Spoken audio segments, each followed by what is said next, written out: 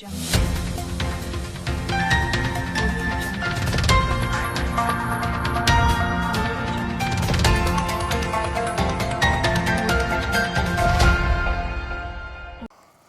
partie de la population malienne décide de battre le pavé ce mercredi 20 janvier 2021 pour demander le départ de la force française.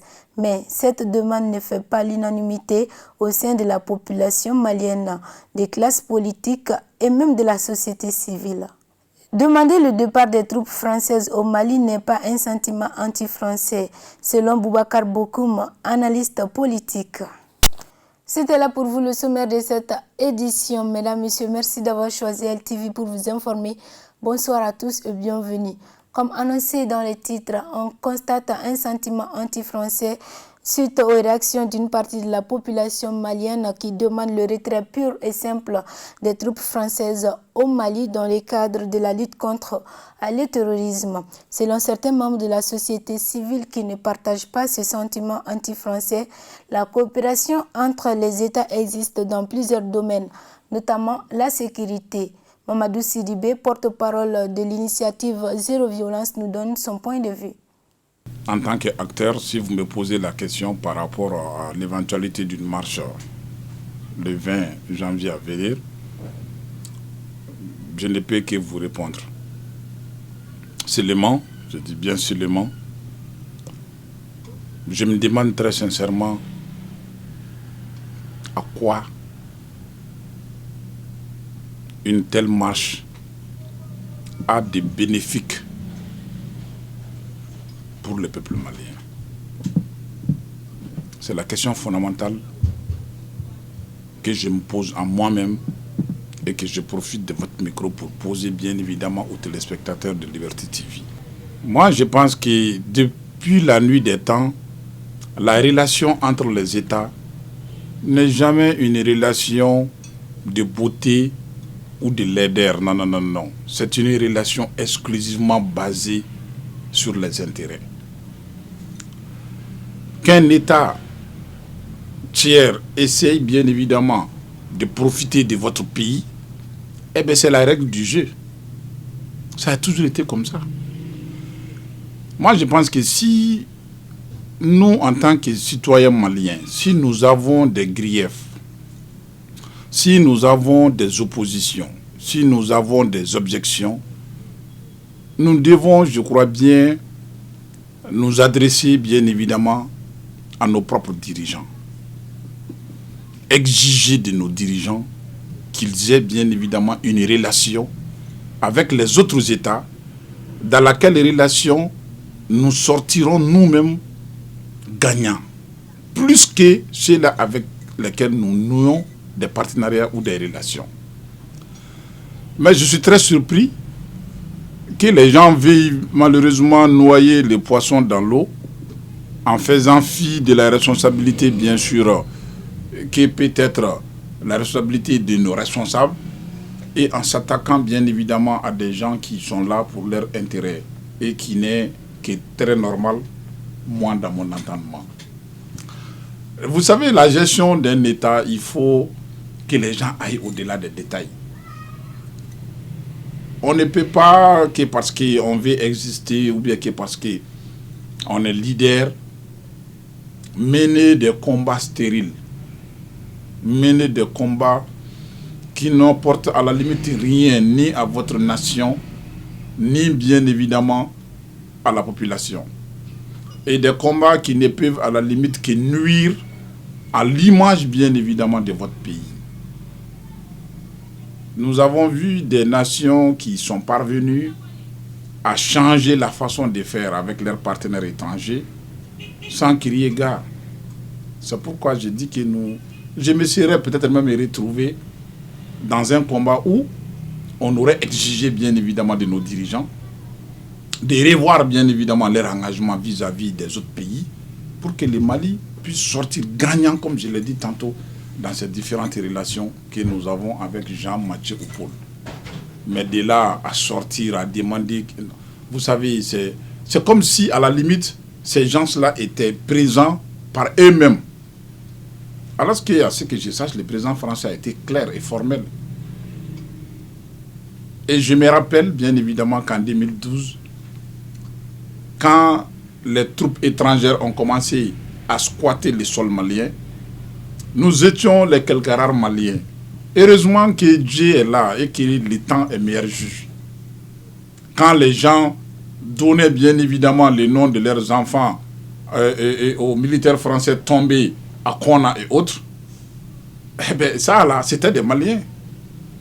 Ce jour-là, nous leur avons dit, non, attention, ce n'est pas que de cela. Nous ne devons compter d'abord que sur nous-mêmes.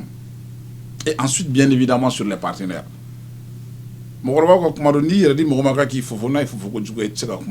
Donc, très sincèrement, je demanderais tout simplement aux camarades de revoir, bien évidemment, leur façon de mener un combat. De ne pas combattre pour combattre. Ça ne sert absolument à rien. Le combat du franc CFA, quelque part, c'est un combat légal. Parce que dans ça, nous sentons bien évidemment des choses qui ne tournent pas rond. Et nous devons mettre la pression plus même sur nos gouvernants afin qu'ils revoient c'est-à-dire les liens du franc CFA, bien évidemment, avec le trésor public français pour que nous puissions davantage profiter de nos mannes financières. Moi, je pense qu'un combat, c'est comme ça. Mais sincèrement, je ne suis ni pour et en aucune manière je ne participerai à quoi que ce soit demandant bien évidemment les dénonciations. Le dernier mot, c'est toujours de demander à la jeunesse d'essayer davantage de comprendre les mécanismes de fonctionnement. Sinon, la relation inter-État, d'essayer davantage de le comprendre. Et une fois que nous le comprenons, nous devons sortir du sentimentalisme. Nous devons sortir, bien évidemment, d'un cadre où il faut juste sortir pour sortir. Nous devons essayer d'œuvrer matin, midi et soir pour d'abord... Nous avons un pays, malheureusement, qui est aujourd'hui à plat ventre. Nous étions à genoux il y a quelque temps. Nous avons alerté, nous nous sommes battus. Mais les gens ne l'ont pas compris. Et ils ont œuvré de sorte que nous nous soyons retrouvés à plat ventre aujourd'hui. Moi, je pense qu'il y a des choses qui urgent dans ce pays 100 000 fois plus que le départ, bien évidemment, de ces gens-là. Attelons-nous à l'essentiel. Deuxièmement, nous devons aujourd'hui comprendre qu'il y a ce qu'on appelle un conflit générationnel. La jeunesse aujourd'hui, nous, à notre âge, nous ne pensons pas à conquérir le pouvoir. Nous ne pensons pas à faire des projections, bien évidemment, pour l'avenir. Mais nous sommes toujours là, bien évidemment, comme il y a encore 10 ans, comme il y a encore 15 ans, à accompagner malheureusement et à mener des combats qui n'ont à la limite rien de profitable pour le peuple malien. Moi, je trouve que non. Si les gens s'étaient rébellés pour dire que non, il faut aujourd'hui réviser les contrats miniers, de sorte que les populations locales et qu'on sache véritablement où vont réellement l'argent, bien évidemment, de l'or, parce qu'il y a beaucoup d'investissements également que ces mêmes partenaires miniers font dans leurs localités respectives. Mais c'est de l'argent qui est détourné, personne ne sait où ça va. Ça, c'est des combats véritables qu'il faut mener. Au lieu d'aller parler bien, la France va aller, c'est la France qui a colonisé le Mali pendant tout ce temps. Moi, je ne suis pas pour la France.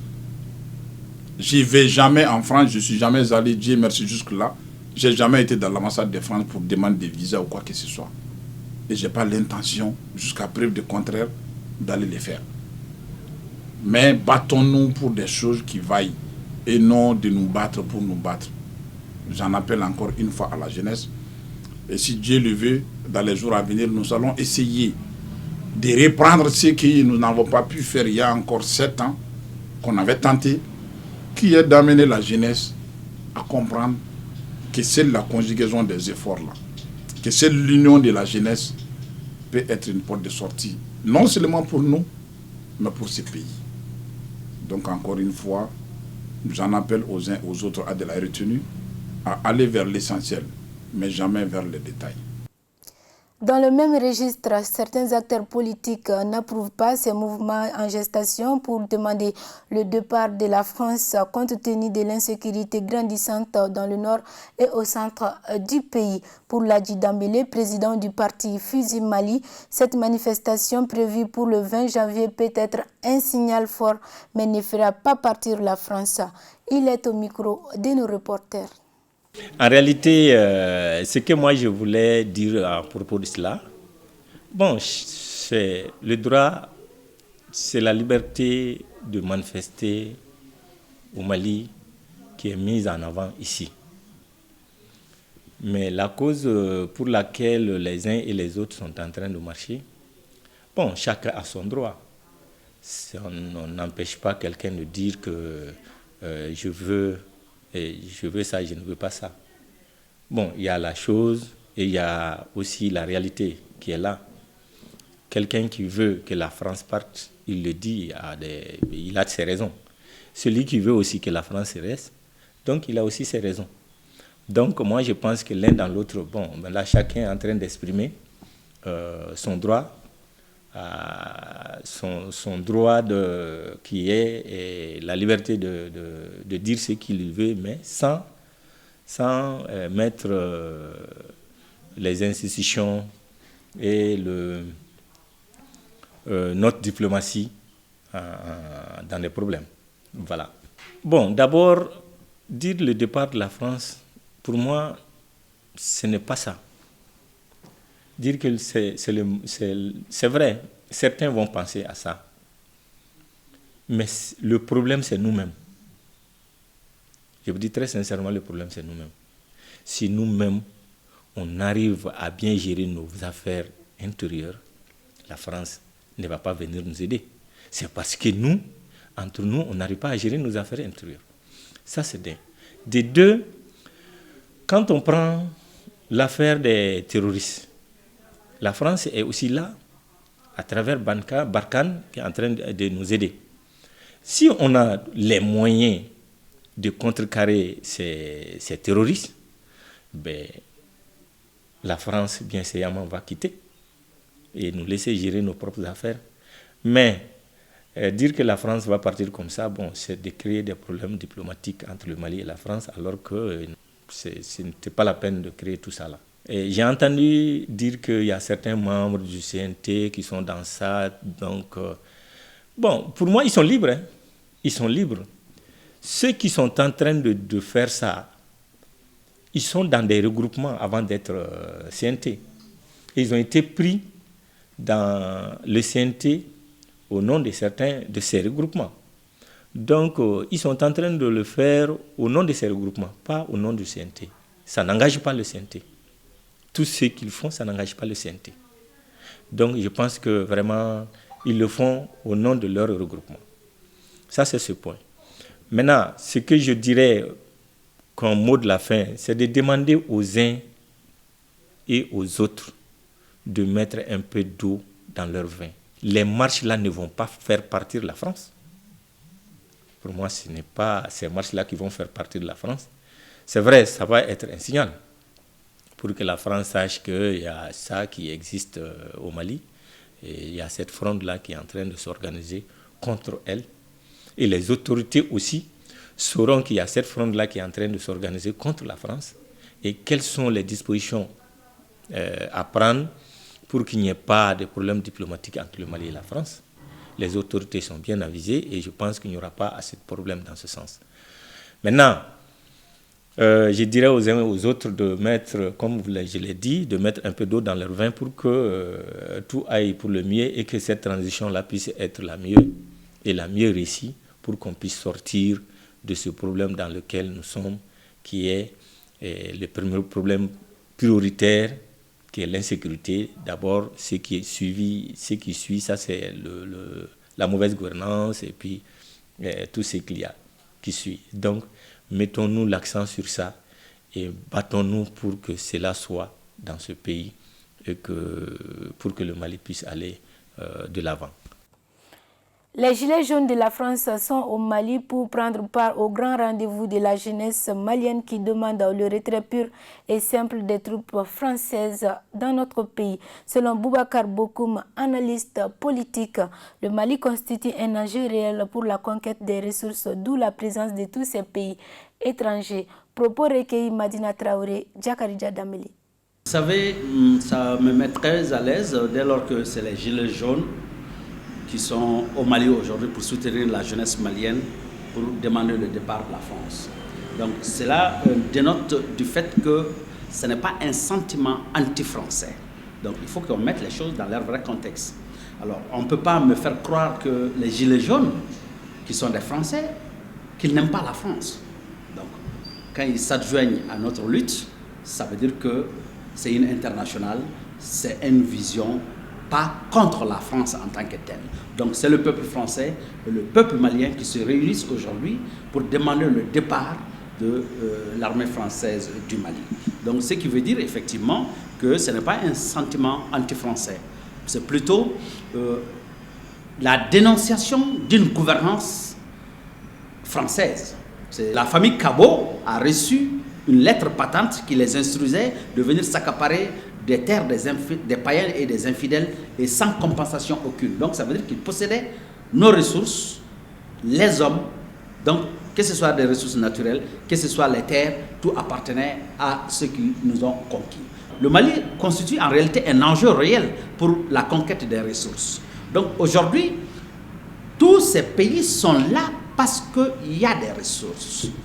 Donc c'est tout à fait normal que les jeunes aujourd'hui demandent quelque part le départ de la France. Mais ce départ ne doit pas être un départ brusqué, ça ne doit pas être un départ dans un système de rapport de force, ça doit être un départ intelligent. Ça veut dire quoi? La France en tant que telle n'est pas aujourd'hui au nom de la France en tant que telle. Donc ce n'est pas une colonisation directe. Mais c'est sous la forme d'une résolution des Nations Unies qu'ils sont là et sur demande du président de la transition de l'époque, Diangouna Traoré. Donc il s'agit maintenant de dénoncer le chapitre 7 et le chapitre 9 des Nations Unies qui doit être révisité pour mettre en avant les intérêts du Mali. Donc aujourd'hui, ce que la jeunesse demande, c'est vrai, quand on parle de la France sous cet angle, ça peut paraître un effet de choc, mais la réalité, c'est qu'il faut renégocier le chapitre 7 et le chapitre 9 pour que la MINUSMA et Barkhane et tous ces instruments qui sont là aujourd'hui changent de posture, parce que nous avons compris qu'effectivement, ils ne sont pas dans le combat actif. Ils ne sont pas en train de finir la guerre. C'est là où le peuple demande le départ, parce que nous avons estimé qu'à partir de 2012, l'arrivée de tous ces soldats sur notre espace, avec tous les moyens technologiques dont ils disposent, aujourd'hui on aurait dû finir avec cette situation d'insécurité. Mais malgré tout, nous constatons que l'insécurité n'est que grandissante. Et la gouvernance pose problème parce que l'économie ne fonctionne pas, on ne parvient pas à répondre aux demandes des citoyens, donc nous partons de crise en crise. Donc c'est tout à fait normal que les gens se révoltent contre cette situation de non-paix. En fait, il s'agit de se révolter contre une situation de non-paix. Donc, il s'agit pour l'État du Mali aujourd'hui et nos partenaires de revoir le mécanisme des Nations Unies qui consiste à dire qu'il est temps aujourd'hui qu'on entre dans un système de défense. C'est-à-dire que la sécurité aujourd'hui, techniquement, elle n'est pas que militaire. Elle est économique, elle est sociale, elle est culturelle, elle est civile, notamment. Ensuite, elle devient militaire.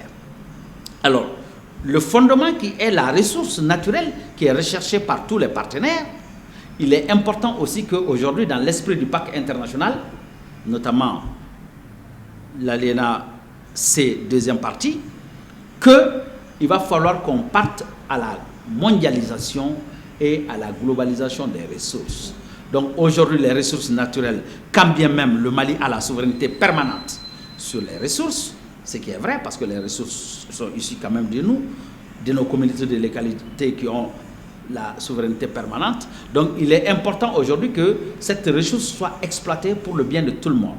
Donc avoir une possibilité de partager la richesse pour que le monde entier puisse effectivement profiter de la richesse dont dispose le Mali. Donc il s'agit aujourd'hui de prendre une équation dans laquelle l'or, les autres ressources du Mali puissent être mises sur une table pour qu'on discute globalement quel est le quota du Mali, quel est le quota des autres nations qui sont nos partenaires, et vice-versa au niveau sécuritaire aussi, il faut qu'on se dise que l'insécurité aujourd'hui elle est globale, elle est sans frontières, que ce soit la France, que ce soit le Mali, que ce soit le Niger et les autres pays, tous les pays sont sous attaque.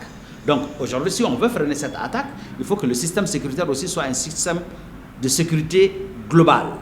Aujourd'hui, on peut penser un modèle dans lequel effectivement la sécurité de l'Afrique, du continent africain, peut être assurée par un système global de défense stratégique des nations, dont on peut avoir éventuellement une première base à Tessalit, une branche à N'Djamena et une branche à Djibouti, dont effectivement la technologie serait apportée par l'Occident et quelque part à 60%, et l'Afrique pourrait contribuer à hauteur de 40%.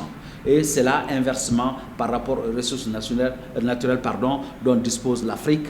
On peut aussi accepter que l'Afrique rentre dans la richesse à hauteur de 60% et que le reste du monde rentre dans la richesse à hauteur de 40%.